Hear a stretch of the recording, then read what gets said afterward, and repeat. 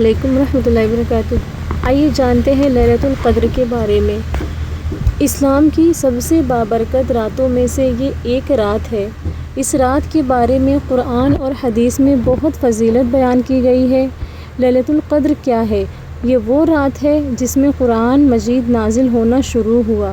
قرآن میں ایک پوری سورت ہے جسے سورہ القدر کہا جاتا ہے۔ اس رات کی عبادت 1000 مہینوں کی عبادت سے بہتر ہے۔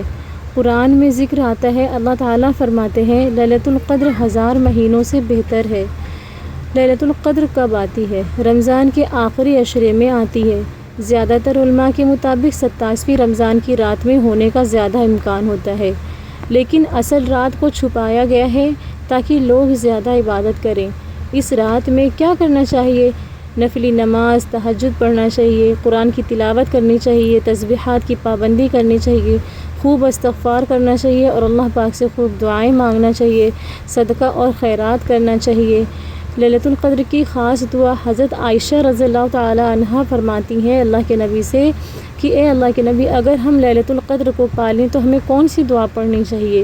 تو اللہ کے نبی صلی اللہ علیہ وسلم نے فرمایا کہ ہمیں یہ دعا کثرت سے پڑھنی چاہیے، جیسے کہ لیلۃ القدر کی آخری عشرے میں یہ دعا کثرت سے ہی پڑھنی چاہیے۔ 20 رمضان سے لے کر کے 29-30 رمضان تک یہ دعا کثرت سے پڑھنی چاہیے۔ اگر اس رات لیلۃ القدر ہوئی تو ہماری دعا سن لی جائے گی۔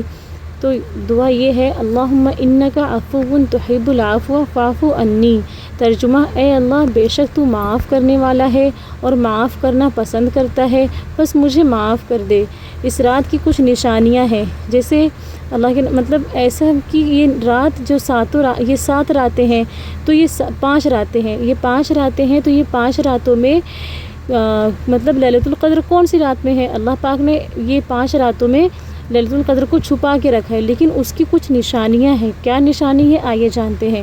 رات بہت پرسکون اور نرم ہوگی، ایسا بتایا گیا، رات بہت پرسکون اور نرم ہوگی، نہ زیادہ گرمی ہوتی ہے نہ زیادہ سردی، ایک دم دھیمی دھیمی ہوائیں چلتی ہیں۔ صبح سورج ہلکی روشنی کے ساتھ طلوع ہوتا ہے۔ ہاں تو سمجھا آپ لوگوں نے، صبح سورج ہلکی روشنی کے ساتھ طلوع ہوتا ہے۔ تو یہ ہے کچھ نشانیاں لیلۃ القدر کے بارے میں۔ تو انشاءاللہ ہم اس رات کو کثرت سے ہم 5 راتوں میں تسبیحات اور ذکر اور صدقہ خیرات کرنے کی پابندی کریں گے، اور اللہ پاک ہم سب کو لیلۃ القدر نصیب فرمائے۔ ان طاق راتوں کو اللہ پاک ہمیں بھی قبول فرمائے۔ ہمارے نامہ اعمال میں اللہ پاک وہ سب لکھ دے جس کی ہم خواہش کرتے ہیں، ہماری ہر نیک حاجتیں لکھ دیں۔ جو بے اولاد ہے اللہ انہیں اولاد عطا کرے، جو شادی شدہ نہیں ہیں، جن کی شادیاں نہیں ہو پا رہی ہیں، جو مائیں اپنی بیٹیوں کے لیے پریشان ہیں، جو مائیں اپنے بیٹوں کے لیے پریشان ہیں، اللہ پاک ان کے لیے جنت الفردوس سے لال جوڑے کی تیاری کرے۔ اور جو صحت سے پریشان ہیں، جو بیماری میں مبتلا ہیں، اللہ پاک ان کی بیماری میں شفا دے، اللہ پاک سب کی صحت تندرستی میں برکت دے۔ اللہ پاک جو رزق کی وجہ سے پریشان ہے، اللہ ان کے رزق میں خوب برکت عطا فرمائے۔ جو لوگ رزق سے پریشان ہیں، اللہ انہیں رزق کی خوب دولت عطا فرمائے، اللہ انہیں کسی کا محتاج نہ بنائے۔